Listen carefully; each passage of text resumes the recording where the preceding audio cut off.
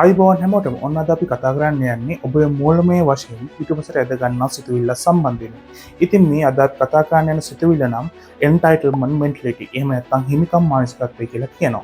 ඉතින් අද අපි කතා කරන්න යනවා මේ රොබර්ට් ටී කියෝසාකි කොහොමද මේ හිමිකම් මානසිකත්වය ගැන කතා කරේ ඔහුගේ පොත්වල රිච් ඩැඩ් පුවර් ඩැඩ් ඒ වගේම අනිකුත් බොහෝමයක් ඔහුගේ පොත්වල මේ රොබර්ට් ටී කියෝසාකි කතා කරලා තියෙනවා කොහොමද හිමිකම් මානසිකත්වයෙන් මිදෙන්නේ එහෙම නැත්නම් මේ එන්ටයිටල්මන්ට් මෙන්ටැලිටි එකෙන් මිදෙන්නේ කොහොමද කියලා.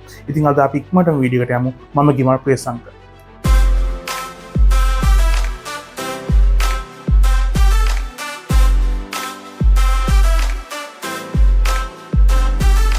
අපි දැන් කතා කරමු මොකද්ද මේ එන්ටයිටල්මන්ට් මෙන්ටැලිටි කියන්නේ. එහෙම නැත්නම් හිමිකම් මානසිකත්වය කියන්නේ කියලා.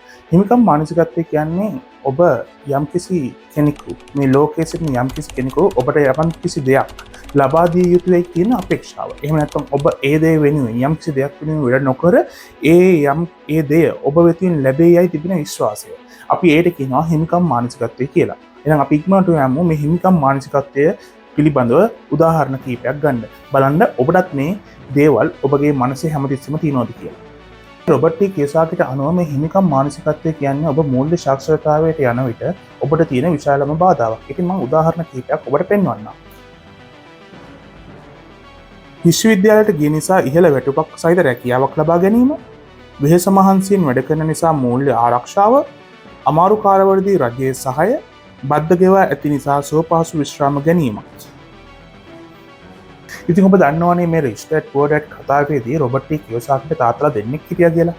එක්කෙනෙක් තමයි පුවර් ඩැඩ් අනිත් එක්කෙනා තමයි රිච් ඩැඩ්. ඉතින් මේ පුවර් ඩැඩ් හැමතිස්සෙම හිතුවා ඔහු හොඳට ඉගෙනගෙන තියෙන හින්දා ඔහුට රජයෙන් රැකියාවක් ලබා දිය යුතු බවත් ඒ වගේම ඔහු හැමතිස්සෙම විශ්වාස කරා ඔහු හොඳ උපාධියක් ලබාගෙන තියෙන නිසා හොඳ රැකියාවක් ලබා දීලා ඔහුට ඉතා අධික වැටුපක් ලබා දිය යුතු බවත් ඔහු තරයේම විශ්වාස කරා. ඉතින් ඒ වගේ රිච් ඩැඩ් ඒ වගේ මානසිකත්වයක් තිබ්බ කෙනෙක් නෙමෙයි. ඔහු හැමදෙස්සම හිතුවේ කොහොමද මුදල් තමුන් වෙනුවෙන් වැඩ කරවන්න යොදවන්නේ කියලා. ඒ වගේම ඔහු හිතුවේ නෑ හැමදාම වැඩට ගිහිල්ලා හැමදාම මේ රැට් රේස් එකේ ඉඳලා තමුන් උපයන මුදල් ඔහු හැමතිස්සම හිතුවේ කොහොමද ආයෝජනය කරන්න කියලා. ඉතින් මේ රිච් ඩැඩ් පුවර් ඩැඩ් කතාවේ මේ දුප්පත් තාත්තා සහ පොහොසත් තාත්තා කියන දෙන්නගේ වෙනස තමයි මේක. එහෙනම් අපි දැන් සැබෑ ලෝකයේ උදාහරණ කීපයක් සලකලා බලමු. මොනවද මේ හිමිකම් මානසිකත්වයට අයිති වෙන උදාහරණ කීපයක්.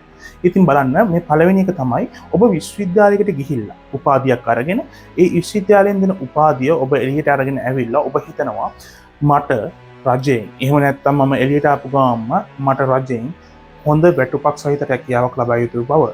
ඉතින් මේක හිමිකම් මානසිකත්වයේ තියෙන එක ගුණාංගයක්. උදාහරණ දෙක විදිහට අපිට ගන්න පුළුවන්. යම්කිසි කෙනෙකු තමුන්ගේ වැටුප අරගෙන තමුන්ගේ ජීවන රටාව ගෙවාගෙන යාමට තමුන්ගේ සියලුම වැටුප වියදම් කරලා තමුන් හිතන්න පුළුවන් හරි මාගේ වයසට ගියාම මාගේ අරමුදලින් එහෙම නැත්නම් අපි ලංකාවේ නම් කියනවා EPF ETF කියලා, අපි ඕස්ට්‍රේලියාවේ නම් කියනවා සුපර් ඇනිමේෂන් කියලා. අපිට හිතෙනවා නම් මේ වගේ අරමුදලකින් අපිව වයසට ගියාම බලා ගන්නවා කියලා. අන්න ඒකත් හිමිකම් මානසිකත්වයේ කොටසක්. ඉතින් මම මේ උදාහරණය තුන විදිහට ගන්නවා. තමුන් වැඩ කරන තැන, එහෙම නැත්නම් තමුන්ගේ රැකියාව කරන තැන තමුන්ට හිතෙන්න පුළුවන් හරි මම අවුරුදු ගාණක් වැඩ කරලා තියෙනවා මේ රැකියාවේ. ඒත් මට තාම මගේ පඩිය වැඩි කරලා නැහැ මේ බොස්. ඉතින් ඒ වගේ දෙයක් ඔයාලට කවදා හරි හිතලා තියෙනවා නම් ඔයාලට අනිවාර්යයෙන්ම තියෙන්නේ හිමිකම් මානසිකත්වයේ ගුණාංගයක්. ඉතින් ඇත්තටම මේ දෙයට කරන්න ඕනේ ඔබගේ කුසලතාව වැඩි දියුණු කර ගැනීමයි. ඉතින් ඔබ කුසලතාව වැඩි දියුණු නොකර ඔබ හිතනවා නම් ඔබගේ වැටුප තවදුරටත් වැඩි යුතු බව. එහෙනම් ඔබටත් තියෙන්නේ හිමිකම් මානසිකත්වයේ ගුණාංගයක්.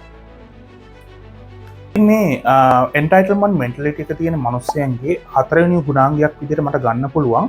ඔවුන් සෑම විටම බලනවා කම්ප්ලේන් කරන්න. එහෙම නැත්නම් පැමිණිලි කරන්න. පැමිණිලි කරනවා මට එච්චර පඩියක් හම්බෙන්නේ නැහැ. මම වැඩ කරාට ලොකු පඩියක් මට හම්බෙන්නේ නැහැ. මම මේ වගේ ඩිග්‍රී එකක් අරගෙන තියෙනවා. ඒ වුණාට මට මෙච්චර පඩියක් හම්බෙන්නේ. ඒ වගේම ඔවුන් හැමතිස්සෙම ඉන්නේ අසතුටින් ඔවුන්ගේ පඩිපත පිළිබඳව. ඉතින් ඒ වගේම මේ වගේ කට්ටියට කරන්න තියෙන එකම දේ තමයි මූල්‍ය සාක්ෂරතාවය වැඩි දියුණු කරගෙන තමුන් ආයෝජනය කරන දේවල් ගැන වැඩිදුර තමුන්ගේ මනස යොදවන එක. ඉතින් තමුන් මේ වගේ දේවල් වලට අකමැති නම් ඒ වගේම ඔබ හැමතිස්සෙම හිතාගෙන ඉන්නවා නම් ඔබ ගන්න පඩියෙන් ඔබට සෑම දෙයක්ම කරලා දෙයි කියලා. එහෙනම් ඔබ හිමිකම් මානසිකත්වයේ ගුණාංගයක් සපුරන කෙනෙක්. ඉතින් මම මේ ඉස්සෙල්ලා කතා කරපු උදාහරණ ගැන පොඩ්ඩක් හිතලා බලන්නකෝ. ඔබට මෙන්න මේ කතා කරපු උදාහරණ වලින් එක ගුණාංගයක් හරි තියෙනවා නම් ඔබ අස්තතින් තියන්නේ නැද්ද කියලා ඔබම හිතලා බලන්න. ඉතින් ඔබ දැකලා ඇතිනේ පාරවල් ගානේ මිනිස්සු බෝඩ් උස්සගෙන අපිට මේවා දියව අපිට අරක දියව කිය කෑ ගහනවා. ඉතින් මෙන්න මේ හැම මිනිස්සෙම හිමිකම් මානසිකත්වයේ ගුණාංග තියෙන මිනිස්සු. හැබැයි මම කියන්නේ නෑ මේ මිනිස්සු වැඩි දෙයක් කරන්න කියලා. උද්ඝෝෂණ කරන්න ඕන වෙලාවක් තියෙනවා. ඒ වගේම උද්ඝෝෂණ කරන්න ඕන නැති වෙලාවකුත් තියෙනවා. ඒ වුණාට තමුන්ට රජයෙන් හැමදේම ලබා දෙයි කියලා උද්ඝෝෂණ කරන මිනිස්සු කවදාවත් තමුන්ගේ මූල්‍ය සාක්ෂරතාවය හෝ තමුන්ගේ මූලමය නිදහසට කවදාවත් ළඟා වෙන්නේ නැහැ. එහෙනම් අපි දැන් කතා කරමු කොහොමද මේ හිමිකම් මානසිකත්වය අභිභවා යන්නේ කියලා. ඉතින් අපි මුලින්ම කතා කරමු පළවෙනි උදාහරණය සම්බන්ධව. ඉතින් පළවෙනි උදාහරණය තමයි ඔබ මූල්‍ය තත්ත්වය සඳහා 100% වගකීම් බාර ගන්න. දැන් ඔබ මූලමය වශයෙන් කොතැනක සිටියත් ඒ වෙනස් කළ හැකි තැනත්තා ඔබයි කියා පිළිගන්න. ඒ වගේම ඔබේ සේවා යෝජකයා හෝ රජයට දොස් පැවරීම නවත්තන්න. පියවර දෙක විදිහට අපි කතා කරනවා ඔබ කොහොමද මේ මූල්‍ය සාක්ෂරතාවය වැඩි දියුණු කරගන්න ඔබගේ මුදල් ආයෝජනය කරන්න කියලා. ඒ වගේම හැමතිස්සෙම ඔබ හිතන්න ඔබ හැමතිස්සෙම යම්කිසි මූල්‍ය සාක්ෂරතාවය වැඩි දියුණු කරන පාඨමාලාවකට එහෙම නැත්නම් ඔබ හැමතිස්සෙම හිතලා තියාගන්න මාසයකට දෙපාරක් තුන් පාරක් එහෙම නැත්නම් ඊට වැඩි ප්‍රමාණයක් මේ මූල්‍ය සාක්ෂරතාවය වැඩි දියුණු කරන පොඩ්කාස්ට් සම්බන්ධයෙන් බලලා මගේ මූල්‍ය සාක්ෂරතාවය වැඩි දියුණු කරනවා කියන දේ ගැන ඔබ අතරේ ඔළුවේ තබා ගන්න.